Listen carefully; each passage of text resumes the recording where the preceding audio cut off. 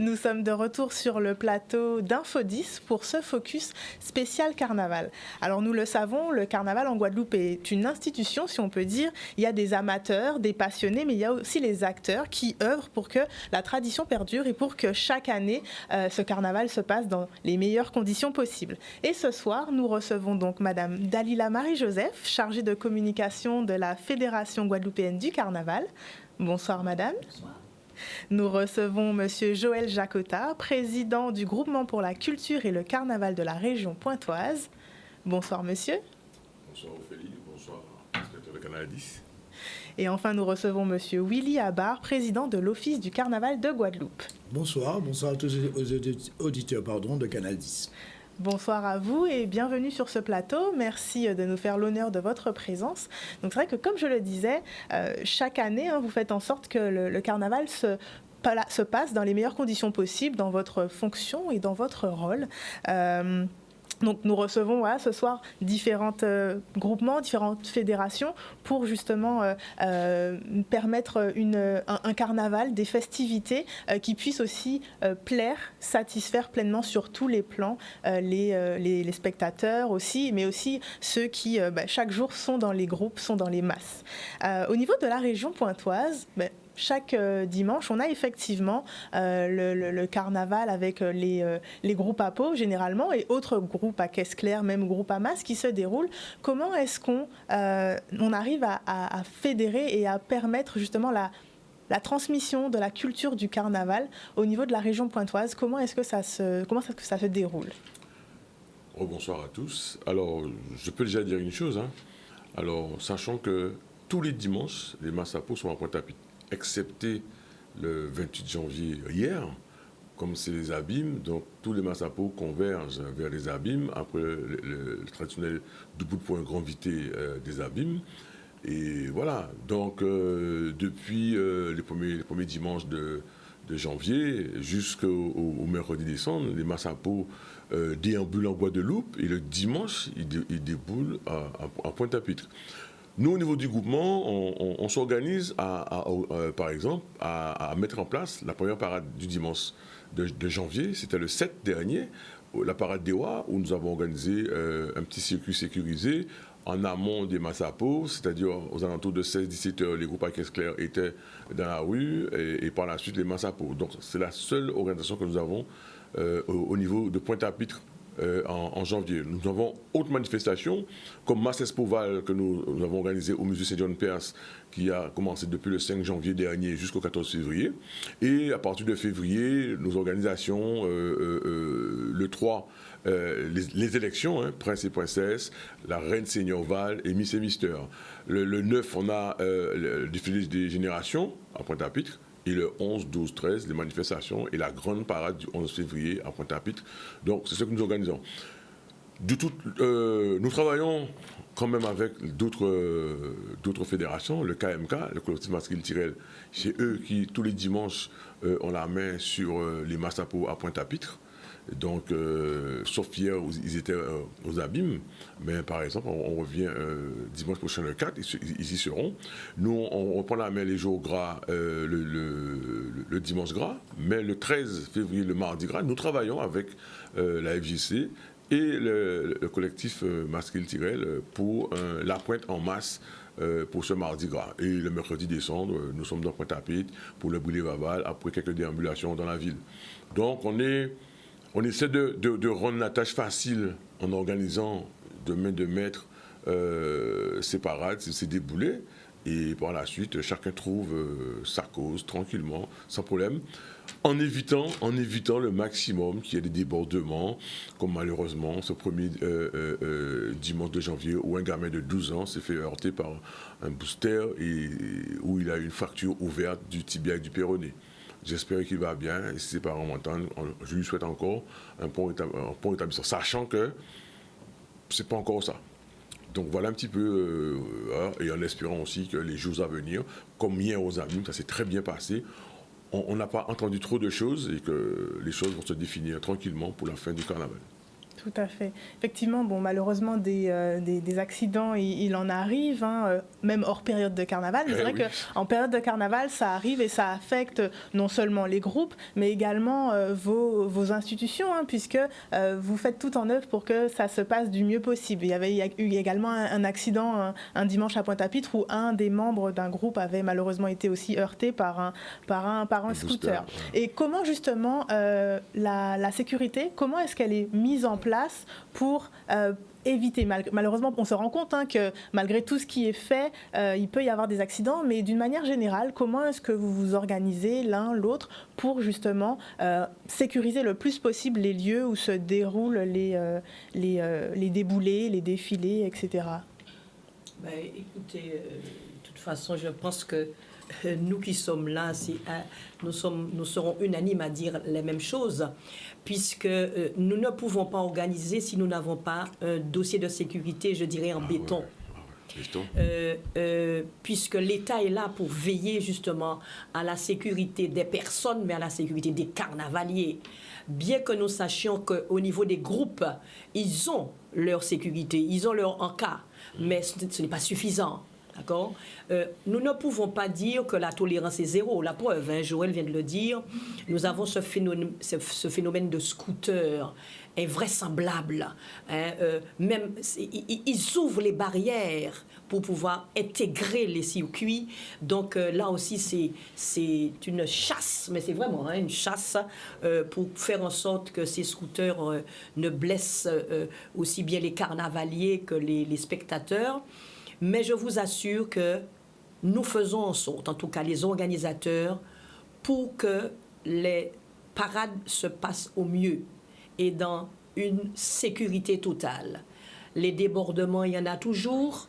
Vous pouvez trouver une manifestation où on n'a rien à signaler et puis en marge de la manifestation, quand tout est déjà terminé, eh bien, clash, il y a quelque chose. Mais en tout cas, nous veillons et les personnes qui regardent le carnaval, les spectateurs ne peuvent pas s'imaginer le travail qu'il y a derrière ces organisations de parade. En tout cas, pour rester sur la sécurité, je ne sais pas si Willy a quelque chose à rajouter, en tout cas, la partie sécurité. Ah ouais. Oui, effectivement. C'est-à-dire, Dalila l'a dit, c'est-à-dire en premier lieu, on se protège nous, parce que c'est les organisateurs premiers. C'est-à-dire que s'il y a un pépin, la sécurité n'est pas assurée au maximum, c'est l'organisateur qui paye, c'est lui qui va trinquer. Donc c'est vrai qu'il y a toute une panoplie, toute une démarche à faire bien avant. Comme on dit, il n'y a pas de truc, il y a toujours une faille quelque part. Et je tiens, pendant que j'ai l'antenne, effectivement, à féliciter quand même la police, ces polices, gendarmerie qui sont à différentes manifestations dans les communes et autres. Et parce qu'on ne peut pas mettre un policier derrière chaque personne. Et c'est vrai que je dis souvent que les gens qui ne sont pas intéressés par le carnaval, ne venez pas. Allez à Saint-François, allez ailleurs, vous amuser, vous ferez le tranquille. Parce que moi, j'estime que si celui qui aime le carnaval va garer son deux roues et regardera le carnaval. Okay? Il ne va pas se permettre à rouler sur les trottoirs, à traverser à travers les cités. Donc, malheureusement, on dénombre toujours effectivement ces faits. Mais bon, moi, comme je dis souvent, surtout cette année, je n'ai pas les 2 premiers dimanches. Je vais là par un dimanche, mais là, les 2 premiers dimanches, il y a eu des faits. Le samedi, on a agressé un membre de sécurité d'Akio. Après, le lendemain, c'est Nation. Là, ça commence à changer d'orientation, et ça me dérange énormément. Mais bon, c'est vrai qu'il y a un travail qui est fait, parce que vous voyez le carnaval, les jours J, mais 2 mois, 3 mois avant, les travaux sont enchaînés avec les différents services pour pouvoir effectivement améliorer au fur et à mesure chaque année. Mais bon, il y a toujours des bobus galeux, effectivement, qui ne respectent rien. Tout à fait. C'est vrai qu'on n'est pas à l'abri de tout cela, même quand tout est bien organisé, tout est bien ficelé. Mais voilà, avant tout, le carnaval, c'est aussi le partage, la transmission, la culture. En tant que président de l'office, justement, du carnaval de Guadeloupe, comment est-ce que vous avez peut-être vu évoluer de votre œil de président ou même peut-être d'amoureux du carnaval? Comment vous l'avez vu évoluer? Et justement, qu'est-ce que vous en tirez au niveau peut-être un peu plus large, à l'échelle autre que celle de la Guadeloupe? Alors, moi, je dirais, j'ai été à carnavalier avant. Ça remonte, effectivement, à l'époque mes amis de Petit Béaubande se souviendront, effectivement. J'étais un carnavalier avant. Et aujourd'hui, ça fait 26 ans que je suis. Et c'est vrai que ça a évolué. À travers les groupes, à travers la musique, ça a évolué. Comme je dis souvent, en 2009, on n'a pas eu le carnaval. Et c'était tout drôle, effectivement. Même moi, chez moi, je tourne en rond comme un lion en cage. Donc, comme on dit souvent, le carnaval, c'est une soupape de décompression. Et ça, on le voit. Qu'on a vu le premier dimanche du mois de janvier 2024, le nombre de personnes qui étaient, non seulement les spectateurs, hein, surtout, effectivement, qui étaient massés, et les carnavalistes, ils attendaient tout ça. Mais c'est vrai qu'il y a une évolution, une très bonne évolution. Aujourd'hui, cette évolution, il faudrait qu'on arrive comment dirais-je, à le vendre, plus ou moins. C'est-à-dire que l'Office du carnaval, son but premier, effectivement, c'est un peu de labelliser ce carnaval et de pouvoir vendre à destination de Guadeloupe à travers le carnaval. Mais il faudrait effectivement qu'on ait un carnaval qui soit bien carré, comme à Rio, et encore mieux que Rio Yacht. Hein. Mais c'est notre boulot, effectivement, à essayer. Et comme ça, parce que vous avez vu, de plus en plus, il y a des gens qui viennent. Aujourd'hui, ce qui nous manque, c'est de savoir les chiffres, vraiment, des gens qui viennent pour le carnaval vraiment de Guadeloupe. On a essayé de demander des petits devis, mais ça nous coûtait la peau de la tête, plus ou moins. Donc, ce qui fait qu'on a arrêté un peu. Mais on y travaille, il y a une évolution, parce qu'aujourd'hui, le monde nous regarde. Parce que, je vous dis sincèrement, là, jeudi dernier, quelqu'un de Jazeera fait. La représentante Jazeera, effectivement, j'ai une interview avec elle, parce qu'elle habite Sainte-Anne, elle m'a dit. Et on a le New York Times en 2017 qui nous avait consacré une page du carnaval de Guadeloupe. Antenne 2 et M6 viennent souvent, enfin France 2 et M6 viennent souvent, effectivement. Nous avons pas mal de gens qui viennent. Il y a ceux qui viennent incognito, voilà, qui prennent, qui regardent.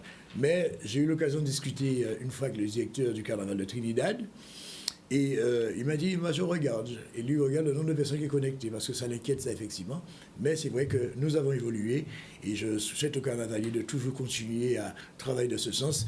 Et nous, organisateurs aussi, on travaille aussi toujours à améliorer, effectivement, la manifestation elle-même, et pour donner une belle image de la Guadeloupe. Tout à fait. Et donc, Madame Marie-Joseph, à votre niveau, donc vous êtes chargée de communication de la Fédération guadeloupéenne du carnaval. Quel retour aussi vous pouvez avoir justement dans votre titre, hein, quel retour vous percevez du carnaval? Est-ce que vous avez des retours qui en sont faits d'autres îles ou d'autres pays concernant soit l'organisation ou autre du carnaval? Est-ce que vous avez ce point de vue un peu de votre côté? Absolument. Vous savez, hein, j'ai tendance à dire, hein, nous n'avons rien à envier de qui que ce soit.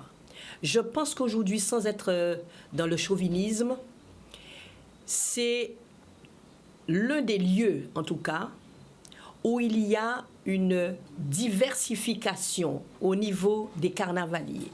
De la musique, c'est la Guadeloupe.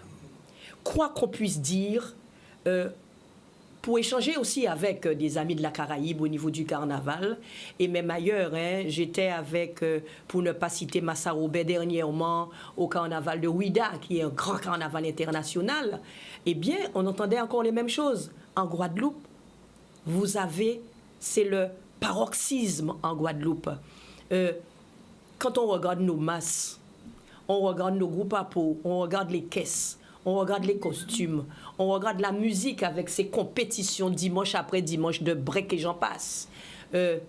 C'est voir Venise et mourir, tout simplement. Tout simplement, c'est cela. Au niveau de la FGC, nous avons, depuis notre création, instauré ce carnaval de proximité. On s'est dit, il y a les jours gras. Joël vient de le dire, de l'organisation, par exemple, du groupement, les jours gras à Pointe-à-Pitre, les quelques dimanches avant. Mais il y a des gens qui ne peuvent pas aller à Pointe-à-Pitre, ou pas toujours, et qui souhaiteraient voir le carnaval.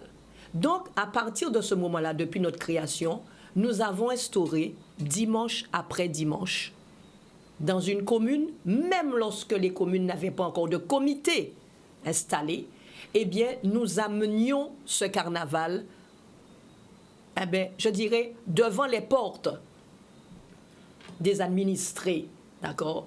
Et nous avons vu se développer ce carnaval de proximité que, d'autres collègues ont repris aussi. Et il faut le dire aujourd'hui, eu égard au nombre de carnavaliers dans les groupes, compte tenu des nombres de groupes, il y a de la place pour chacun. Je peux vous assurer, lorsqu'il y a un dimanche, même 3 lieux de carnaval, il y a 3 lieux pour contenir etc. de carnavaliers. Et ça, on ne peut pas le nier, c'est vrai. Et puis, l'autre chose que je voudrais encore peut-être souligner là ce soir, il ne faudrait pas qu'il y ait dans les communes des espèces de compétitions ou plus de groupes. D'accord? Il faudrait regarder la voirie de la commune, c'est-à-dire le circuit qu'on va pouvoir donner aux carnavaliers pour qu'on ne soit pas embêté. Ça, c'est un. La deuxième chose, les dépenses que ça engendre, l'organisation du carnaval. Parce qu'il faut payer les transports, il faut payer la collation des groupes, et j'en passe, et j'en passe, et j'en passe. Donc, ça draine des dépenses. Faisons petit, mais bien, de qualité. Donc, quand une commune ne peut recevoir qu'une vingtaine de groupes, on n'en met pas 34, 35, 40. Et on se retrouve avec un départ à telle heure et on est encore à minuit en train de gérer un carnaval. Ou alors on se rend compte qu'on est déjà très tard dans la nuit et qu'il y a encore des groupes qui ne sont même pas partis. D'accord? Donc, je pense, et ça c'est au niveau de nous, hein, je pense que les collaborateurs qui sont là avec moi ne penseront pas moins que ça. Il va falloir qu'on arrive à cette qualité. Cette qualité après, que les carnavaliers, après vous félicitent d'ailleurs. On est bien reçus, on a ceci, ça s'est vraiment bien passé, on a pu défiler à l'heure, on a fait ceci, etc. etc. Je pense que nous devons aller vers ces réflexions-là, nous devons aller vers des choses de qualité au fil des années pour que chaque carnavalier trouve son compte. Vous savez, c'est une manifestation qui est gratuite. Le carnavalier a des dépenses au niveau des costumes. Qu'est-ce qu'ils perçoivent lors des quelques concours? Et encore, c'est une réalité. Qui c'est qui gagne? Qui gagne? D'accord? Et les quelques euros qu'ils vont gagner pour un groupe avec, je ne sais pas, X carnavaliers, s'il fallait vraiment redistribuer, ça serait des clopinettes. D'accord? Donc, je dis qu'il y a encore beaucoup à mûrir, à penser.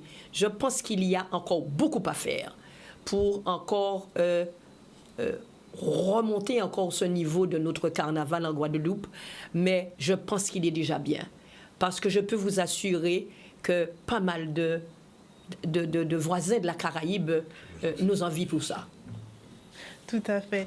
Et justement, comment est-ce qu'on peut faire pour, d'une certaine manière, voilà, faire comprendre aux villes, pour aussi le bien-être des carnavaliers, mais aussi des spectateurs qui viennent tôt, comment leur faire justement passer le message d'une meilleure organisation, comme vous disiez, pour que ça commence à l'heure et ça finisse à l'heure. Comment est-ce que ça s'organise tout ça? Est-ce que vous organisez des réunions? Qu'est-ce qu'il faut faire ou qu'est-ce qui est déjà fait? Si. Je vais laisser mes collègues compléter. Mais ça se fait. Quand vous dites la ville, très souvent, la ville vient avec un apport logistique, d'accord? Mais lorsque le comité existe dans la ville, c'est le comité qui organise. Depuis tantôt, les agglos mettent aussi leur grain de sel, d'accord? Mais en général, le comité organisateur, c'est ce qui donne le là, puisque en général, ce sont ces personnes-là qui connaissent le carnaval et qui sont capables de dire on fait ça ou on ne fait pas ça, etc. Et c'est là qu'on devrait beaucoup plus écouter ceux qui connaissent le carnaval que d'écouter ceux qui ne savent pas organiser. Et après, on a quelquefois les petits débordements qu'on connaît. Je ne sais pas si... Moi, c'est simple. Hein. C'est très simple. Hein. S'organiser, c'est une chose. Mettre en place, c'est une autre chose. Et travailler avec la collectivité, c'est encore une autre chose. Moi, je pense que le carnaval est décidé d'une manière païenne. On part à une date donnée, on retourne 47 jours en arrière et on tombe sur le mardi gras. Et à partir de cela, on définit mardi gras, dimanche gras et les autres jours. Donc une fois qu'on a défini mardi gras, ça veut dire que ça se termine 2 jours après et ça commence le premier dimanche du mois de janvier. En 2024, c'est 6 week-ends. 4 ici et 2 en février, et les jours gras. En 2025, c'est 9 week-ends.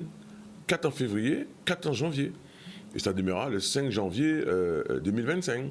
Donc, quand il y a 10 week-ends, on peut comprendre que les villes veulent se positionner pour... Voilà. Mais je pense que, Daïla l'a dit, hein, la chose carnaval dans la rue est organisée. On arrive à mettre les carnavaliers dans la rue et on organise cela. Maintenant, il faut maintenant que nous, on se remette en question et qu'on se réorganise d'une autre manière pour gérer la chose. Je dis ça tout le temps, hein, mais maintenant, à qui veut l'entendre, hein, pour essayer de reparler, je pense que demain, on doit être capable de s'asseoir, okay, débriefer 2024 et se dire qu'on part pour un nouveau briefing pour 2025. Qu'est-ce qu'on doit faire? Moi, j'ai un projet à Pointe-à-Pitre. Moi, Joël, c'est vrai que j'ai ça, avec le groupement de Pointe-à-Pitre. On a un projet, par exemple, de faire une avenue, un boulevard de la chose culturelle et sportive. Je ne dis pas de la chose carnavalesque, hein, de la chose culturelle et sportive. Le boulevard Légitimus, j'ai proposé, par exemple, de raser tous les arbres qui sont au milieu, de les reporter dans des bacs, okay, de les remettre à leur place initiale, sauf que le jour qu'on a envie de l'espace, avec un clark, on enlève ces bacs, on les met sur les côtés pour rendre agréable, on a un boulevard magnifique. Je ne vais pas dire que je vais concurrencer, par exemple, comme au Brésil, le Sambodrome, ou encore Quick Savannah Park à Trinidad, ou encore l'avenue Campbell, enfin, à Notting Hill. Ce sont des gigantesques avenues. Mais il y a moyen qu'on mette à peu près 100 mètres d'espace. Le jour où on a envie d'utiliser, on ferme ça, on la rend piéton, et on peut faire carnaval en janvier-février, après Pâques, faire des foires, le tour de la Guadeloupe peut démarrer ou arriver ici, tous les 4 ans, la route du Rhum peut arriver ici, on peut faire au moins 4 déambulations de Noël. C'est un espace dédié à la chose culturelle et sportive. À partir de cela, on va donner les lettres de noblesse de Pointe-à-Pitre, et c'est de redire que je ne veux pas être, comme a dit, faire du chauvinisme Pointe-à-Pitre, mais disons qu'il y a un espace dédié à la Guadeloupe, et on peut faire ce qu'on a envie de faire. À partir de cela, le jour qu'on aura cette entité, peut-être que demain, ce sera l'Office du Carnaval qui va piloter cette entité pour se dire que nous organiserons le carnaval de la Guadeloupe, quel que soit l'endroit où nous sommes. Si nous sommes 10 associations de 7 personnes, on en fait une association de 70 personnes, les mêmes personnes qui géraient Sainte-Anne, Pointe-à-Pitre, Basse-Terre et consorts vont toujours gérer le même carnaval, sauf qu'ils auront une seule et unique couleur. À partir de cela, je pense que le commun des mortels guadeloupéens, le commun des mortels des politiques, il faut se dire, ah, attention, on s'est rendu indispensable maintenant pour faire un truc. Moi, je trouve les choses pas normales. Je regarde un document, peu importe, un livre qui parle du carnaval. Or, c'est nous qui organisons le carnaval. C'est nous qui faisons les choses du carnaval.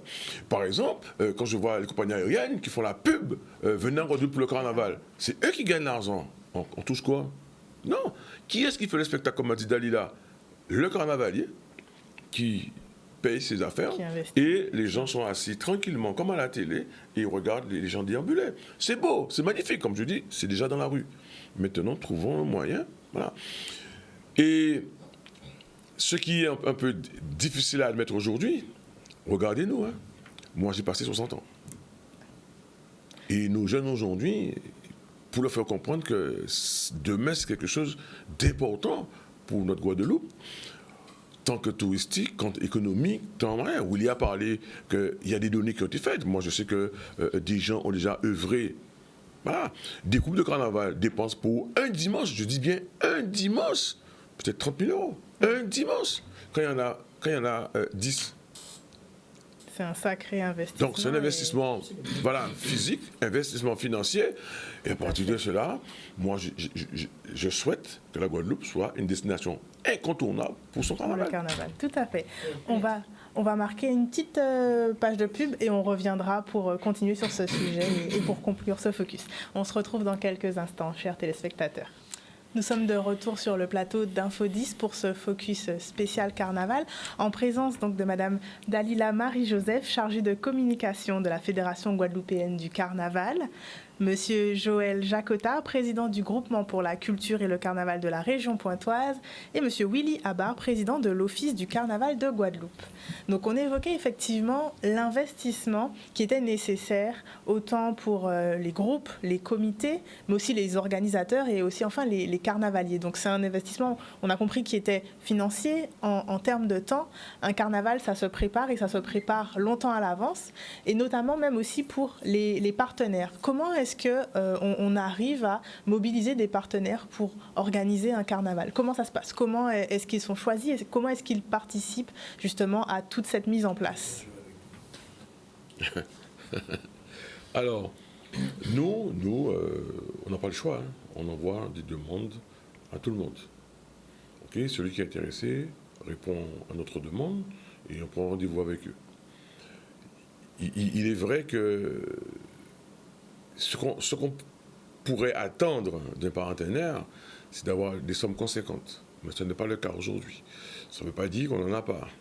Nous avons des partenaires qui choisissent des packs qu'on met en place, hein, des valeurs, et en rétribution sur leur communication, ils ont par rapport à la valeur qu'ils ont donnée.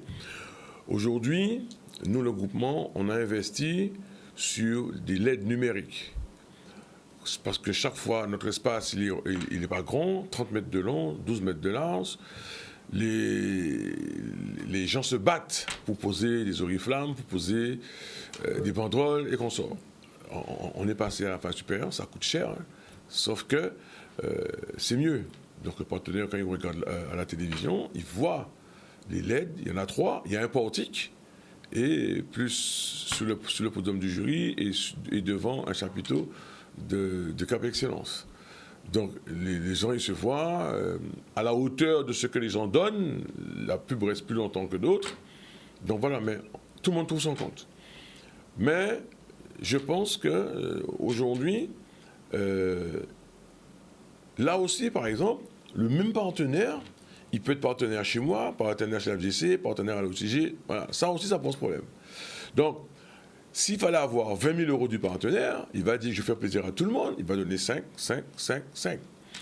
Tant mieux, tant mieux. Mais je dis que le jour qu'on aura la même couleur, je pense que là, on pourra aller taper chez tout le monde et taper avec de la puissance. Par exemple, je trouve que le PCI de la CAL fait des efforts, les PCI Cap Excellence fait des efforts, et les autres, ils sont un peu en stand-by.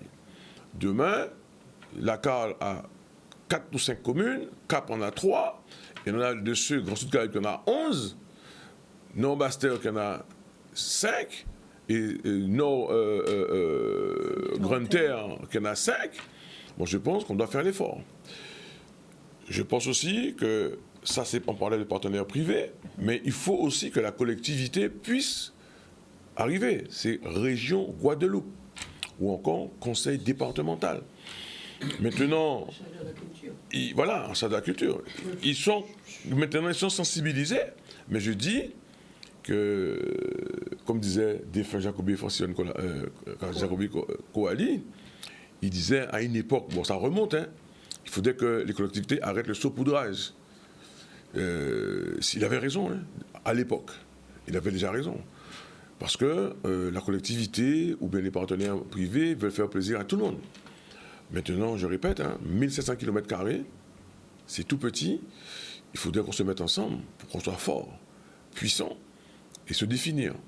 Et oublier de se dire que, ouais, mais moi, c'est ma commune, je fais pour ma commune. Non. Moi, à Pointe-à-Pitre, avec le CCCOP, on organise le carnaval de la Guadeloupe dans les rues de Pointe-à-Pitre. Que le maire ou les autres de la Pointe-à-Pitre ne veulent pas entendre ça, c'est eux.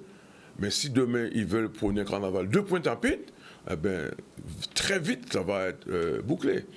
Bon, on ne va pas renier que Cap fait partie des partenaires puissants Guadeloupe ce carnaval. Près de 700 000 euros aujourd'hui sur les 3 carnavals de Cap. C'est bien. C'est bien. Mais je pense que d'autres partenaires, qu'ils soient privés, qu'ils soient institutionnels doivent aussi se mettre ensemble et se dire qu'est-ce qu'on pourrait faire pour ce patrimoine culturel guadeloupéen et définir la Guadeloupe en tant que telle sur quelque chose qui pourrait rapporter des sous, non seulement au premier carnavalier, mais à tout le monde. Moi, j'ai envie de dire, la route du Rhum, c'est une belle manifestation. Hein. C'est vrai, quand ils investissent, ils ne perdent pas de l'argent, mais ils ne gagnent pas beaucoup. Hein. Ils ne gagnent pas beaucoup. Ils peuvent investir peut-être 7 millions d'euros et gagner peut-être 7,5 millions. Mais je suis sûr et certain qu'en Guadeloupe, si on va toucher à tous qui prônent la chose carnaval, on pourrait investir peut-être 1 million et peut-être gagner 5 ou 6. Et peut-être que des gens me diront, mais il est fou. Non, je ne suis pas fou, c'est la réalité. Maintenant, il faut que nous allions ensemble. Et voilà, et à un moment donné, ils ne pourront plus faire marche arrière. Et il faut que le politique arrête de se dire que j'ai été président là, c'est moi qui ai fait. Non, c'est de la collectivité, ça appartient à la collectivité, on fait ensemble. Un autre arrive, on continue avec les gens. Même si ce n'est pas nous qui sommes là, on continue. Et je rappelle encore une fois, hein, nous sommes là, nous tenons la dragée haute de la chose, mais on n'est pas éternel. Il faudrait que aussi d'autres personnes viennent un jour et s'investissent. Et pour l'instant, on travaille bénévolement. Tout à fait. Mais on se rend compte qu'il y a quand même beaucoup de jeunes dans les groupes, mais est-ce qu'il n'y en a pas encore un qui a peut-être voulu... Pourquoi ? Parce que le travail est peut-être trop difficile, trop de responsabilités. Est-ce que vous imaginez pourquoi est-ce que la jeunesse n'a pas encore pu s'investir peut-être dans cette... Je dirais... En premier lieu, il faut déjà partir sur la passion. OK ? Je prends un exemple très simple, même en sport. Il y a des jeunes qui font du sport, ils n'aiment pas le sport. Maman, papa voulait que je fasse ça, je le fais. OK ? Il y a ça. Et c'est clair et net, hein, quand on regarde le bénévolat, aujourd'hui, personne ne veut. Parce que, pourquoi personne ne veut ? Parce que au moment où je vous parle, le bénévolat n'a jamais été reconnu vraiment. OK ? Quand je dis reconnu, c'est-à-dire que le bénévolat, ça a un chiffre, hein, ça représente une somme. OK ? Et ça n'a jamais été effectivement mis en avant.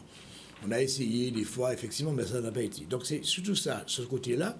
Et deuxièmement, alors, je l'ai dit au sous-préfet il n'y a pas longtemps, ils vous mettent des fois des réunions à 10h du matin. Eux, ils travaillent, c'est leur boulot. Mais nous, on est des bénévoles. Donc on doit quitter notre boulot, venir en réunion. Okay? Donc il faudra trouver une manière, effectivement, de faire des réunions à des heures où les gens sont plus disponibles. Il y a ça. Mais... parce que des fois que je parle devant Joël et même Dalida, qui des fois ont été en commission, en préfecture, on a l'impression qu'on est des entreprises, qu'on est des professionnels. On vous met la pression, on fait ça. Or, nous sommes des bénévoles, nous avons notre boulot à côté, nous avons cette passion de carnaval, et nous avons notre famille. Donc tout ça, effectivement, je pense que le jeune aujourd'hui, il ne sait pas, il aime le carnaval, il aime aller courir le carnaval dans les groupes à Pau, surtout, mais organiser, non. Parce que si il devait plus ou moins, je dis sincèrement, le groupement aujourd'hui a 800 et quelques collaborateurs. Il y a ceux qui viennent, et quand ils voient la charge, ils s'en vont. OK, donc voilà, donc c'est surtout ça. Donc il faut aimer, parce que comme je vous ai dit tout à l'heure, vous pensez qu'un jeune, il y a les grèves des communes, à 3h du matin, va lever les barrières, 600 barrières pour aller à la rue Feubourg ? Non. Et puis je pense aussi que à chaque mission dans cette structure, chaque mission, il y a un volume de travail qui peut effaroucher le jeune. Ou alors, il en a peur. Il se dit, est-ce que je vais réussir ?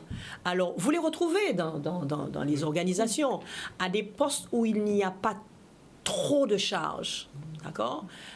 Parce que ça, ils vous disent, ça, on saura faire. Mais carrément, dans les réunions, vous les entendez, hein? Au fou, les attendent Jean et la préfecture qui a parlé, moi, il fait ça. Voyez, donc ils n'ont pas encore pu acquérir cette affaire-là, et ils sont encore très instables là, d'accord.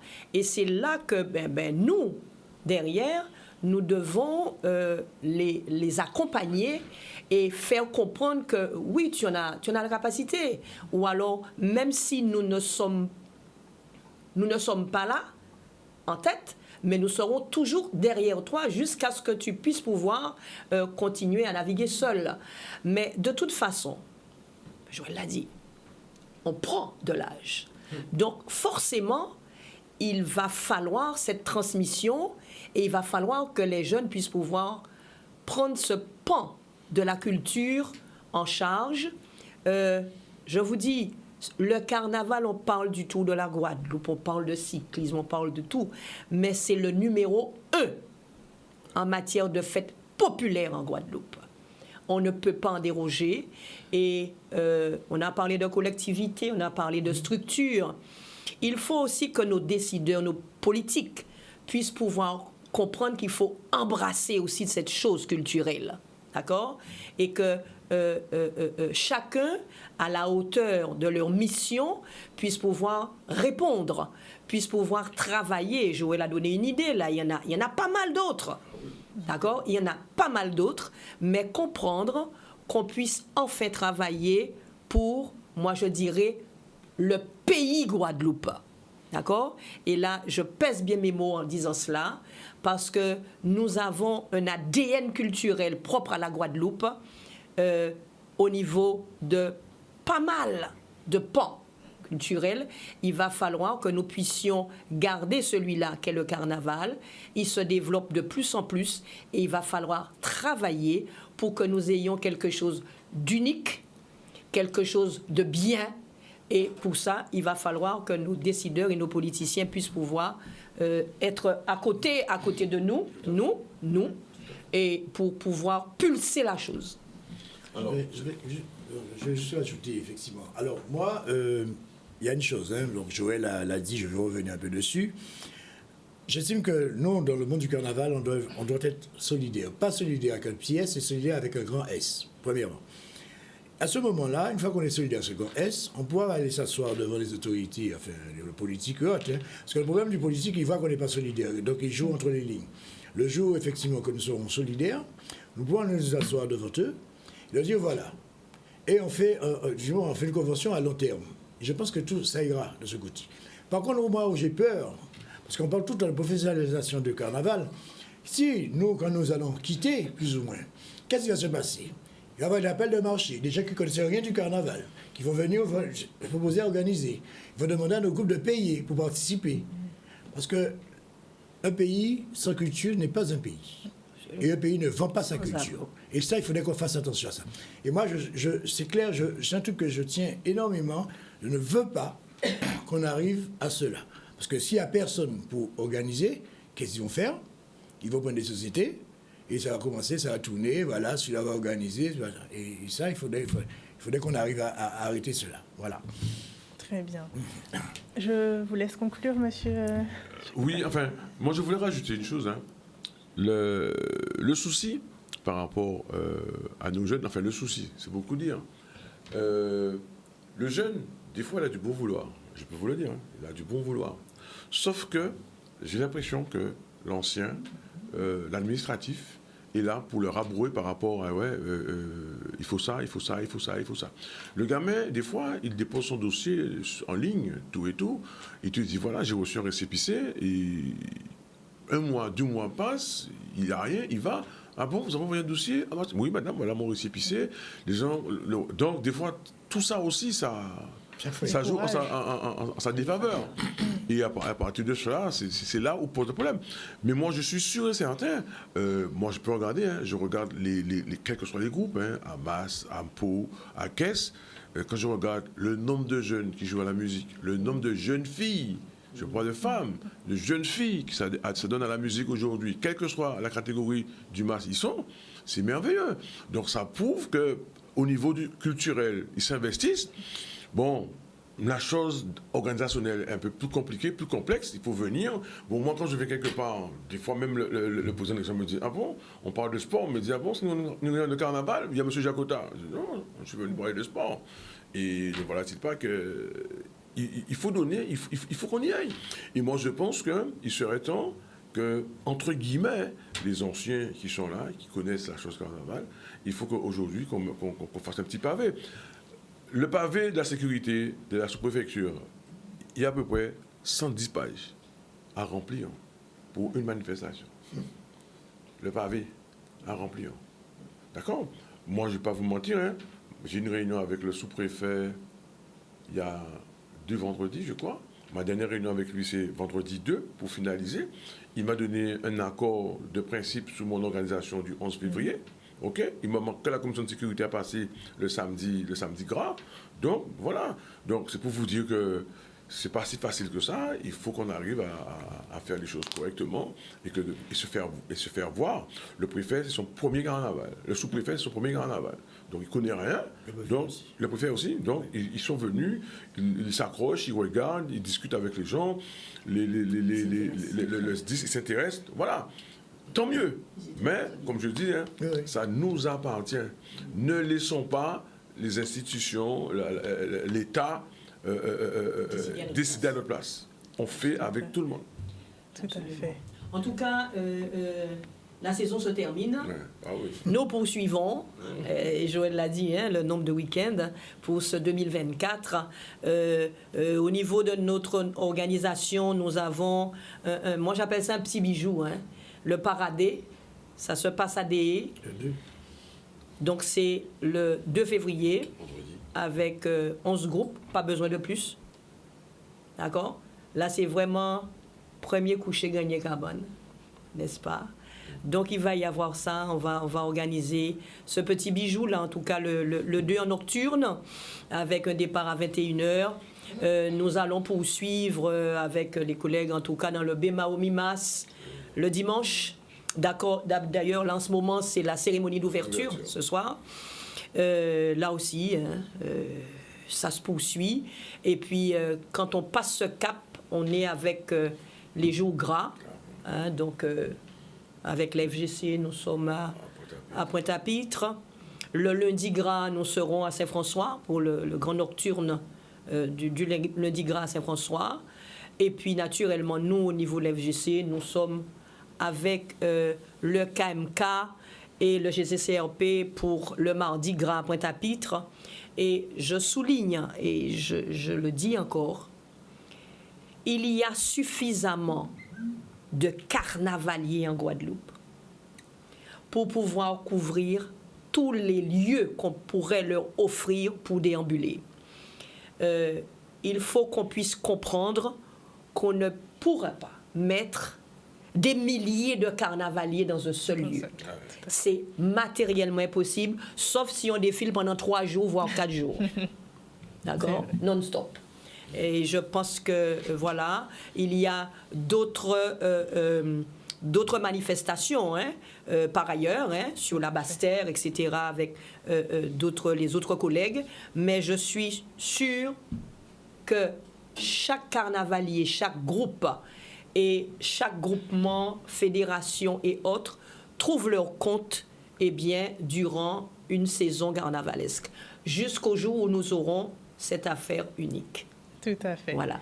Eh bien, je vous remercie infiniment pour votre intervention à chacun. Merci beaucoup pour votre présence. Donc, nous sommes arrivés au terme de ce focus. Je vous remercie de votre fidélité. Je vous souhaite une excellente soirée sur Canal 10. À demain à 18h30 pour une nouvelle édition d'IJT. Merci.